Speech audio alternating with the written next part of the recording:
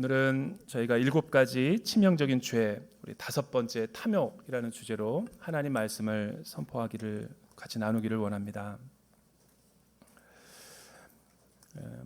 오늘 말씀을 우리가 본문을 보게 되면 현대인들이 또 우리 사람들이 하나님을 멀리 떠나고 또 하나님을 반역하고 불순종한 뒤에 왜 우리의 삶이 이렇게 불행하고 만족이 없는가를 깨달을 수 있는 중요한 우리가 단초를 알 수가 있습니다. 결론부터 말하자면 현대인들은 왜 우리가 불행하고 만족이 없는가? 오늘 성경은 우리에게 탐욕 때문이다라고 이야기를 합니다. 이 탐욕이라는 것은 사치와 허용으로 또 내가 가지지 않아도 되는 그 소유 이상으로 내가 어떤 필요 이상을 가질 때 생기는 욕구이자 욕망이라고 할 수 있는 것이죠. 오늘날 현대인들은 누구나 예외 없이 이런 탐욕의 그림자와 탐욕의 가면을 쓰고 살아가고 있다고 해도 과언이 아닙니다. 흔히 많은 사람들은 착각하기를 이 탐욕은 어느 정도 소유가 있고 재산이 넉넉한 사람들에게만 국한되는 것이다 라고 생각할지 모르지만 그 반대이지요. 우리가 잘 아는 이 수전노 스크루지, 우리의 영감을 잘 알 것입니다. 그는 재산이 많고 소유가 많아서 더 이렇게 필요 이상으로 많은 다른 사람들의 재산까지도 넘보면서 이렇게 탐욕하고 더 가지려고 헛된 삶을 추구하고 있지만 성경에 보면은 이 탐욕이라는 모습이 두 가지 그림자로 나타나게 있는 것을 보게 됩니다. 하나는 부유한 사람들이 더 크고 더 많이 더 높은 자리에 오르려고 하는 우리의 욕망이 탐욕이라고 할 수 있는 동시에 예수님께서 베단이라고 하는 곳에 나사로와 마리아와 또 마르다가 있는 곳에 자주 그 집에 들리셔서 유하셨는데 그 이전에 마리아라고 하는 한 여인이 향유옥합을 깨트려서 예수님께 부으려고 할 때 예수님의 제자였던 가룟 유다는 이런 말을 하는 것을 보게 되죠. 저렇게 값비싼 향유 나들을 예수님의 발에 머리에 부어서 가난한 사람들에게 나누어 줄 수도 있는 것을 허비하고 있다. 낭비라고 이야기하고 있는 것이죠. 그때의 낭비와 그 허비는 소유가 많아서 그렇게 한다라기보다는 우리 마음의 본성 가운데 있는 인색함을 나타내는 거죠. 인색함이라는 것은 부유한 사람들에게만 있는 것이 아니라 가난한 사람들에게 있다고도 볼 수 있는 거예요. 미국에서 어느 교회가 낡고 허름해서 이 성전 건축을 해야 될 시기가 한참 동안 지난 마치 대전 온누리교회와도 같은 그런 교회가 있었대요. 그런데 그 교회는 정말 재벌과도 같은 큰 부유한 사람이 한 사람 출석하고 있었는데 그날도 운영회들이 모여가지고 어떻게 하면 우리가 이 낡은 이 성전을 갖다가 허물고 더 크고 화려하고 현대식으로 지을 수 있을까를 공론했지만 짓자라고 결의만 했지 어떻게 돈이 어디서 나오는가를 해결하지 못하고 있었죠. 그런데 예배를 드리고 있을 때 다 기립해서 이제 일어나고 있는데 찬양을 드리고 의자에 앉는데 그 교회에서 가장 부유했던 그 부자가 자리에 찬양이 다 끝나고 왔는데 우지직 하는 소리가 들리더래요. 평소에 많은 사람들, 유력한 사람들에게 우리 장로님들이 교회 건축을 해야 됩니다 그랬을 때 그분은 이렇게 얘기했다 그래요. 아유, 아직도 이게 메인티넌스만 잘하면 더 우리가 10년, 40년은 더 쓰겠는데 계속 이렇게 인색함으로 있었다고 하죠. 그래서 나는 500불을 성전 헌금을 위해서 건축을 위해서 헌금을 드리겠습니다 라고 그랬대요. 사실 500불은 누구나 드릴 수 있는 거였거든요. 그리고 다시 예배 중에 목사님 설교가 끝나고 일어서서 봉헌 찬양할 때 다 일어날 때 자리에 앉았더래요. 이번에는 그분이 위에 있는 천정에 그 기와가 우르르 떨어져 버렸다라는 거죠. 그분 주위로만. 그래서 뭐가 웅성웅성거리자 뒤에 있던 회중들이 그분 빼놓고 나머지는 다 평범한 소시민적인 삶을 살던 분이니까 기도 소리가 들리더래요. 주여 한 번만 더 내리쳐 주시옵소서. 부유한 사람들에게만 탐욕과 인색한 마음이 있는 것이 아니라 우리 모두에게도 자기는 하지 않으면서 그런 어떤 더 많은 것들을 요구하고 그런 추구하고 있는 경향성이 우리 안에 있다라는 것이죠. 오늘 말씀을 통해서 우리가 탐욕의 실체, 또 탐욕이란 왜 죄에 성경이 규정하고 있는가를 살펴보기를 원합니다. 우리가 읽어봤던 21장의 배경을 이해하기 위해서는 20장과 사실은 연속적으로 연관이 되어 있는 아합 왕의 이야기죠. 20장에 보면은 아합 왕이 아람과 함께 두 번의 큰 전쟁의 위기를 경험하고 있습니다. 그때 병력에서도 또 재래식 무기에 비해서도 아무것도 아람과 베나다 왕을 이길 수 있는 방안과 방도가 없었죠. 그래서 걱정하고 있었는데 하나님의 한 선지자가 아합 왕에게 나타나서 아합 왕이시여 새로운 신참 참모들을 갖다가 300여 명을 모아가지고 기도한 다음에 하나님의 용사로서 저들이 나가서 싸우면 10만 대군을 하나님께서 무찔러 줄 겁니다. 우리 온 국민들이 금식하고 기도하면 됩니다 라고 이야기했을 때 아합 왕은 그 말을 순종했고 그 말대로 했더니 아람 왕의 10만 대군이 죽게 되는 놀라운 기적과 또 표적을 보게 되죠. 또 한 번에 이 아람 군대와 싸울 위기가 있었지만 그때도 위기를 벗어나고 오히려 베나닷이라고 하는 아람 왕의 대표를 생포할 수 있는 좋은 기회를 얻게 된 것이죠. 하나님은 아람과 이방 민족을 잡았을 때 하나도 남김없이 죽이라고 명령을 했는데 그 원수의 나라 베나닷의 꾀임에 빠져가지고 아합 왕은 계속 협상과 또 여러 가지 협상을 거듭해가지고 그를 놓아주게 되죠. 이 일로 인해서 선지자는 아합 왕을 책망하고 아합 왕과 이스라엘 북이스라엘 왕조가 멸망하게 될 것이라는 무서운 심판 재앙을 선포하는 거예요. 그가 왜 베나닷 왕을 풀어줬겠습니까? 하나님은 선지자를 통해서 그를 진멸하고 하나님을 대적하는 그 민족을 멸망시키라고 이야기했음에도 불구하고 그 베나닷은 여러 가지 화술과 외교력을 통해서 그 아합 왕의 아첨하는 말을 하고 계속 어떻게 하면 설린 관계를 맺을지 이야기하자 거기에 혹 넘어간 거죠.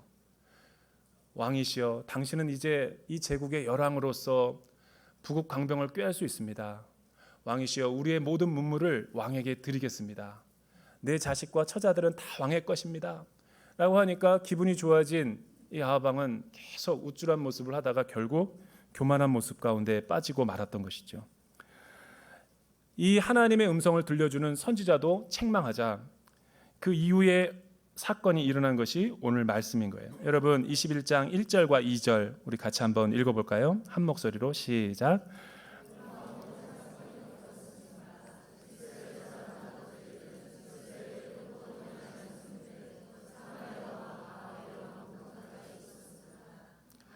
아합이 나봇에게 말했습니다. 내 포도원은 내 왕궁에서 가까우니 내가 채소밭으로 가꾸고 싶다. 그러니 내게 달라. 그 대신 내가 더 좋은 포도원을 주겠다. 내가 원한다면 그 값을 돈으로 주겠다. 얼마 후 사건이 벌어졌다라는 말은 저와 여러분들에게 무엇을 의미합니까? 이것은 권력의 탐욕에 눈이 멀고 권력에 도취되어 있는 그 상황을 언급하고 있는 거죠. 두 번이나 거대한 제국과도 같은 아람 군대들을 자신의 그 오합지졸 군대로서 이겼더니 처음에는 하나님 앞에 엎드리고 자복하고 기도하는 가난한 마음으로 승리한 것처럼 보이더니 그의 마음은 급하게 새롭게 변질돼서 이 일은 자기의 그 위대함과 전략과 또 모략에 의해서 이겼다라는 자만한 마음이 들어오게 된 것이죠. 그는 이번 사건만이 아니라 그의 그 내면의 어떤 그 마음의 상태는 늘 이런 교만과 또 탐욕과 또 우상숭배로 가득 찬 것을 우리가 알 수 있는 바로 구절이 얼마 후 또 이런 비슷한 사건이 일어났을 때 그는 이 일에 대처할 때 똑같은 패턴으로 처세하고 있는 것을 보게 되죠. 베나닥과 관련한 일로 하나님이 책망하고 심판하고 진노하셨음에도 불구하고 아합 왕은 계속해서 하나님의 말씀을 듣지 않고 있음을 나타내는 것이죠. 여러분, 탐욕에 빠지면, 탐욕에 눈이 멀게 되면 하나님의 말씀이 하나님의 음성으로 들리지 않아요. 하나님의 말씀을 듣고 우리가 설득을 당해야 되는데 우리가 하나님의 말씀을 설득하죠. 하나님의 말씀을 적당하게 세상과 타협하고 합리화해서 자의적으로 해석하는 거예요. 그리고 욕망에 끝없는 덫에 사로잡힌 인생을 살아가게 되는 것이에요. 우리가 1절에 본 것처럼 이때도 이스라엘에는 나봇이라고 하는 아주 신실하고 의롭고 정직한 사람이 살고 있었다라고 성경은 이야기합니다.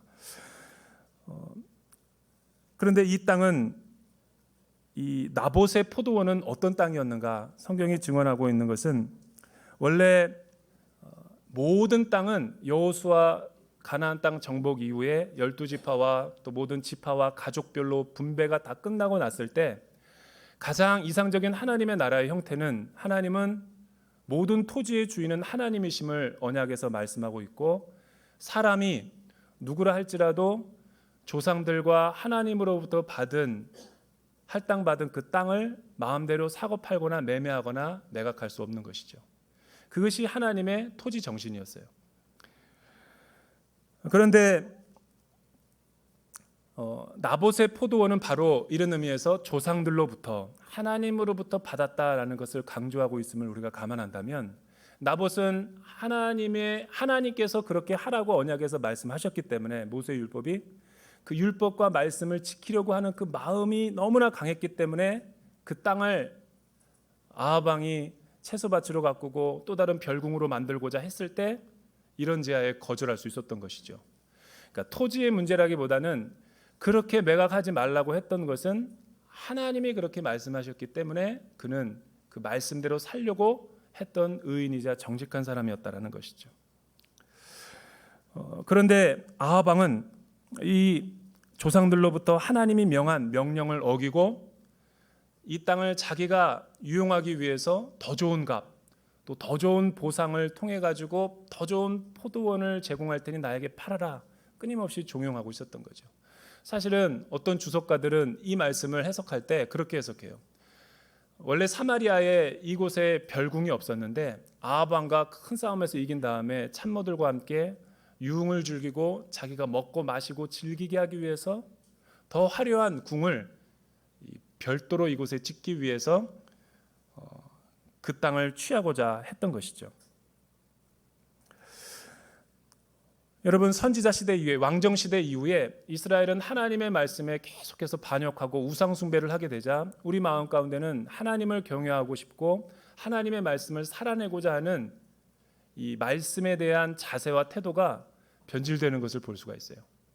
우리가 처음 예수 믿고 구원받았을 때 구원의 감격을 가지고 성경 말씀을 읽을 때 소나기와 같은 눈물을 후두두둑 떨어뜨리고 그 말씀이 너무 감동이 되고 너무나 이 말씀 자체가 달고 오묘해가지고 이 말씀을 하루라도 읽지 않고 묵상하지 않고는 견딜 수 없는 심정이었는데, 우리가 이 신앙의 세계로 들어오게 되면서 세월이 가고 또 시간이 흐르면서 이 말씀에 대한 우리가 경외하는 자세와 태도가 너무나 예전과는 다른 모습을 보게 되죠.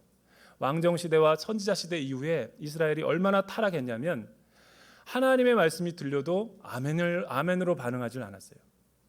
그러니 이 토지 종신과 이상적인 하나님의 나라에 대한 비전을 선지자들이 제시해도 그들은 한사코 그 말을 인간의 말로 해석했지 성령님이 말씀으로 해석하지 않으려 했던 것이죠. 레위기 25장 23절 말씀 우리 같이 한번 자막을 통해서 읽어볼까요? 시작.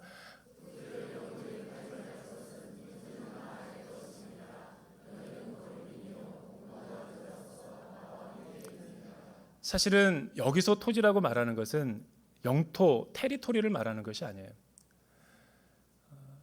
우리의 모든 것은 주께로부터 왔다라는 것을 인정하라는 것이죠.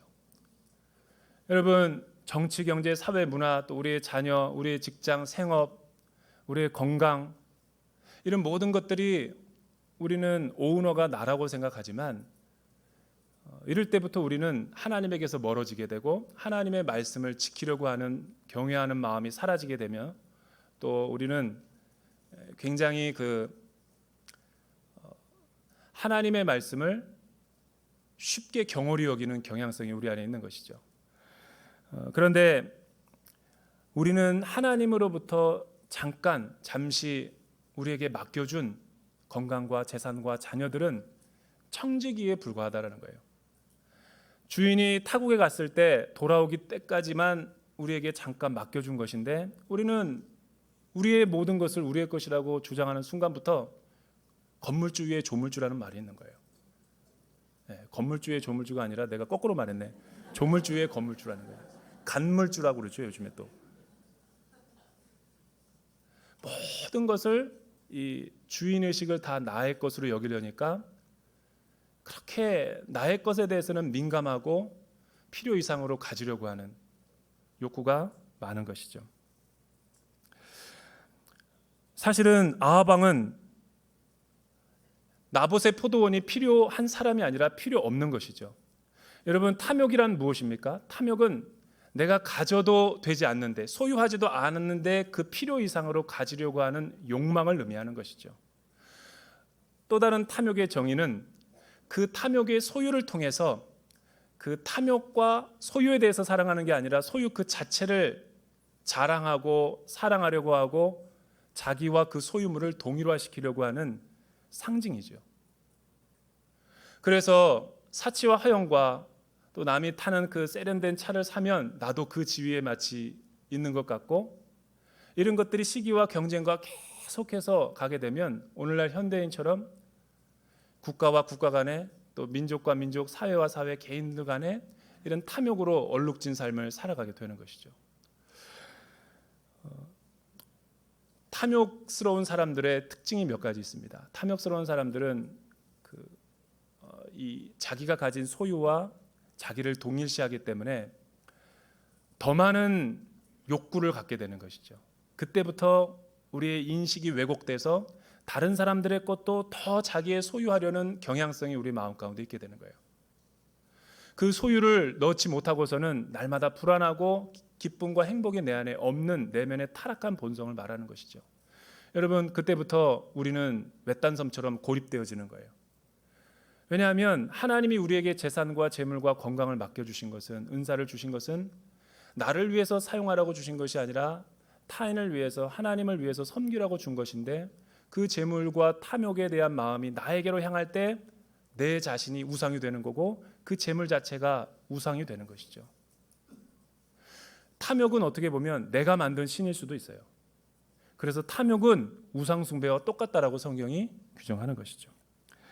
여러분, 2절과 4절, 우리 2절에서부터 4절 말씀을 다시 한번 읽어볼까요? 아합의 모습을 다시 한번 우리가 봉독해 보도록 하죠. 시작. 아합이 나봇에게 말했습니다. 내 포도원은 내 왕궁에서 가까우니 내가 채소밭으로 가꾸고 싶다. 그러니 내게 달라. 그 대신 내가 더 좋은 포도원을 주겠다. 내가 원한다면 그 값을 돈으로 주겠다. 그러자 나봇이 대답했습니다. 내 조상들에게 물려받은 재산을 왕에게 주는 것은 여호와께서 금한 것입니다. 그러자 아합은 매우 언짢아하며 화가 나 집으로 돌아갔습니다. 이스라엘 사람 나봇이 내가 내 조상들에게 물려받은 재산을 왕에게 주지 않겠다라고 말했기 때문입니다. 그는 화가 나서 자기 침대에 누워 먹지도 않았습니다. 나봇이라는 사람은 하나님께서 그렇게 율법에 말씀하셨기 때문에 말씀을 지키려 하고 세상과 타협하지 않으려고 해서 이 탐욕을 물리쳤던 사람인데 반해서 아합이라는 왕은 필요하지 않았는데도 불구하고 연약한 사람의 재산을 자기 소유로 만들기 위해서 탐욕과 욕망으로 얼룩지다 보니까 더 좋은 제안을 하면서 그의 포도원을 빼앗고자 했던 마음이 가득했던 것이죠. 그 욕망에 대한 목표가 실패하자 그는 3절에 어떻다라고 성경이 증언하고 있습니까? 매우 그 거절감으로 인해서 언짢아하고 화가 나 집으로 돌아가서 식음을 전폐하고 많은 사람들과 만나지 않은 거예요. 여러분, 이것 자체가 탐욕에 물든 사람의 태도를 보여주는 거예요. 우리는 소유가 많아지면 많아질수록 높은 자리에 올라가면 올라갈수록 자유하고 해방될 것으로 생각하지만 그 반대죠. 남이 오르지 못한 지위에 오를수록 더 고독하고 외롭고 의지할 게 없기 때문에 사람들이 극단적인 손을 대는 거예요. 손대지 말아야 될 것에 손을 대는 거죠. 여러분, 올라가기는 힘들어도 내려오는 건 하루아침이에요.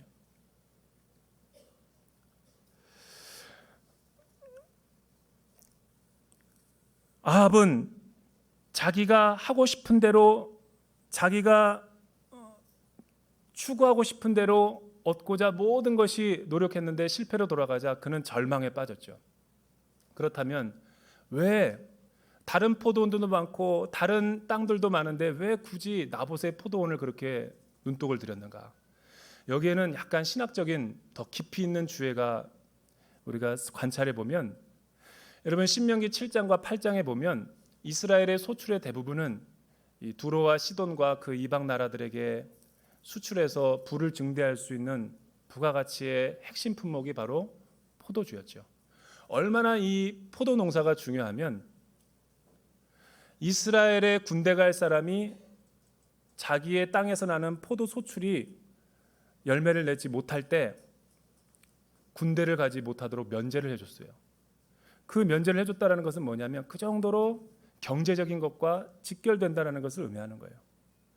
여러분, 이 사마리아라는 땅은 그의 선친 오므리 왕이 이 팽창 정책을 펼쳐서 많은 사람들과 전쟁하고 또 땅을 갖다가 확보해서 부강하게 된 나라죠. 그의 아들 이 아합 왕이 왕위에 올랐을 때 더 많은 탐욕을 추구하고 싶었던 거예요. 아버지보다 더 인정받고 싶고 국민들에게 더 인기를 갖고 싶어서 권력에 취해서 평생 동안 안정된 지위에서 왕 노릇을 하고 싶었던 거죠. 그러기 위해서 할 것은 나봇의 포도원이 기름지고 포도가 많이 나고 오늘날로 말하면 반도체겠죠. 이 반도체를 팔아가지고 우리나라가 부가 증대가 되면 많은 사람들에게 인기와 정치적인 생명도 길기 때문에 사실은 이 모습을 보더라도 그는 권력에 취했고 탐욕에 눈이 멀게 된 사람이라는 거예요. 모든 것을 물질적인 것으로만 계산하고 만족을 찾으려는 그의 왜곡된 인식을 보여주는 것이죠. 그로 인해서 그는 인간성을 상실하고 물화가 되고 속물근성을 갖게 된 거예요.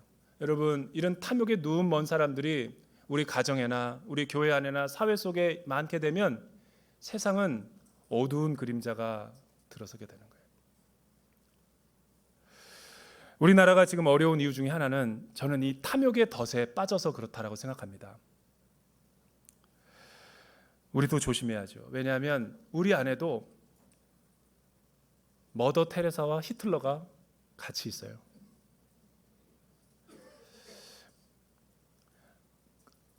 자족하는 삶, 근검 전략해서 자기가 가지고 하나님께서 주신 것으로 만족하고 자족하는 마음이 있어야 되는데 탐욕에 누운 먼 사회와 가족과 이미 민족과 사회는 만족이 없죠. 그러니까 전쟁하려고 하고 시기하려고 하고 경쟁만 있을 뿐 돌아보거나 다른 사람에 대해서 배려하는 마음이 하나도 없는 거예요. 이 탐욕의 마지막 클라이막스는 뭐냐면 이 탐욕이 안 좋은 죄로 성경이 규정하는 까닭은 고립된 채 자기 자신의 소유와 자기를 동일시하기 때문에 가난한 사람, 도움이 필요한 사람을 눈을 돌릴 시간과 관심조차 없는 거예요.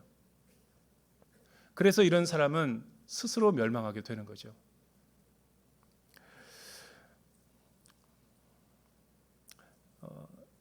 성경이 우리에게 주는 참된 영성은 무엇입니까? 예수님처럼 할 수는 있지만 하지 않을 때 거룩의 능력이 생기는 거죠.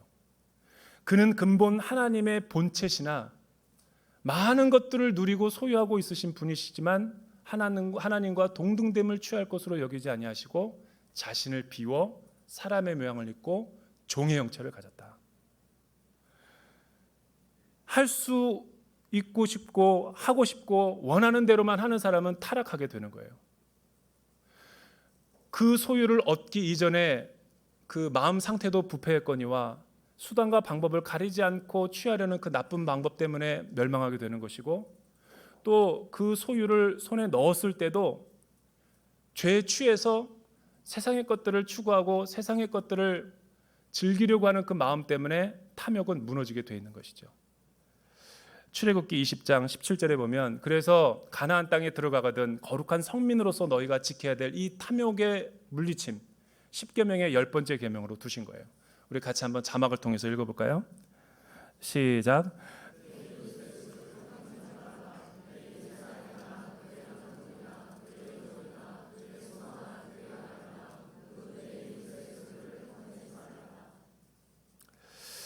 마지막으로 그의 아내 이세벨은 5절서부터 16절까지 보면 남편이 침대에 누워 식음을 전폐하고 있자 이방 여인이었던 두로와 시돈 출신의 여인이었던 그녀가 이스라엘의 왕이었던 아합 왕에게 질문을 하죠. 무슨 언짢은 일이 있길래 아무것도 드시지 않습니까? 라고 했더니 6절에 보니까 여차 여무조차 해가지고 내가 이렇게 됐다 하니까 그 아합의 아내 이세벨이 뭐라고 말합니까? 우리 7절과 8절 우리 같이 한번 읽어보죠. 7절과 8절 시작. 아합의 아내 이세벨이 말했습니다. 이스라엘의 왕인 당신이 그에게 뭡니까? 일어나 먹을 것을 드시고 기운을 차리십시오. 내가 이스라엘 사람 나봇의 포도원을 왕께 드리겠습니다. 아합의 이름으로 편지를 몇 통 쓰고는 그 위에 옥새를 찍고 나봇과 같은 성에 사는 장로들과 귀족들에게 보냈습니다. 그의 아내 이세벨은 이방 여인이었죠. 이스라엘의 왕은 하나님의 말씀과 통치 가운데서 하나님의 청지기로서 백성을 다스리는 것이 의무인데 이방 여인은 전제군 주제였고 모든 것에 절대 권력을 갖고 있었기 때문에 어려서부터 아버지의 모습을 본 것은 자신의 남편의 모습과 달랐던 거죠. 그래서 이렇게 질문하는 거죠. 이스라엘의 왕이 꼴이 뭡니까?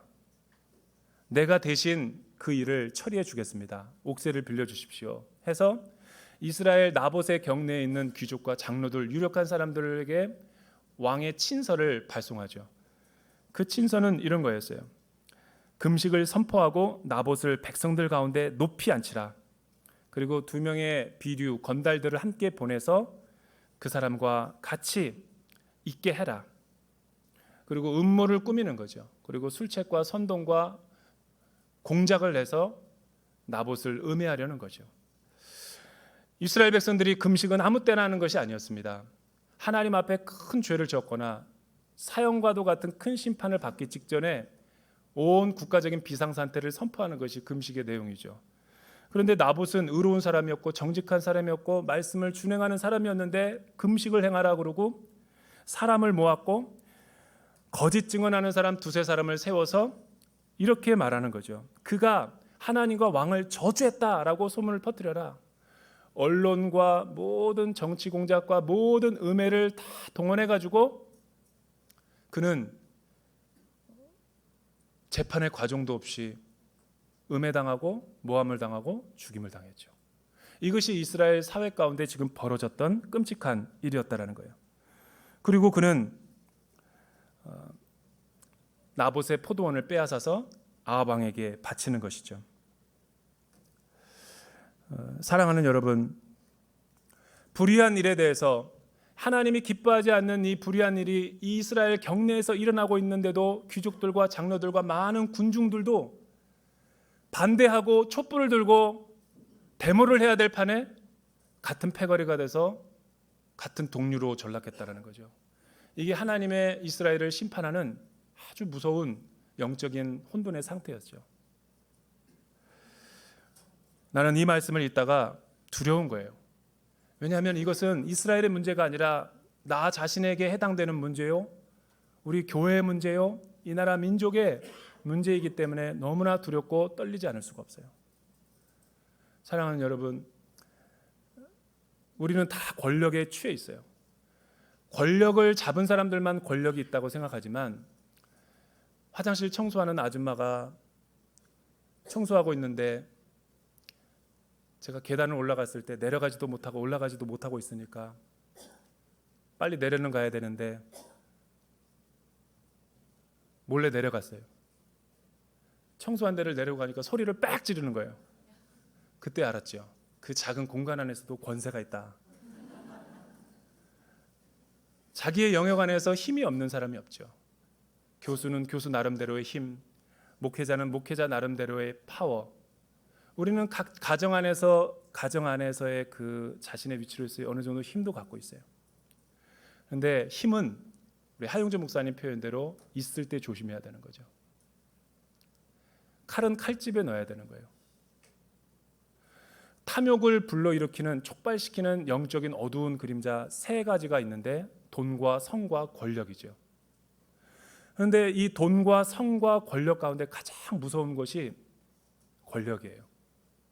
왜냐하면 아하방처럼 권력만 가지게 되면 나머지 모든 것을 소유할 수 있기 때문에.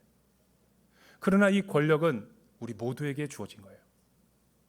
여러분이 사업할 때 조심해야 돼요. 사업과 사기는 한 끗 차이예요.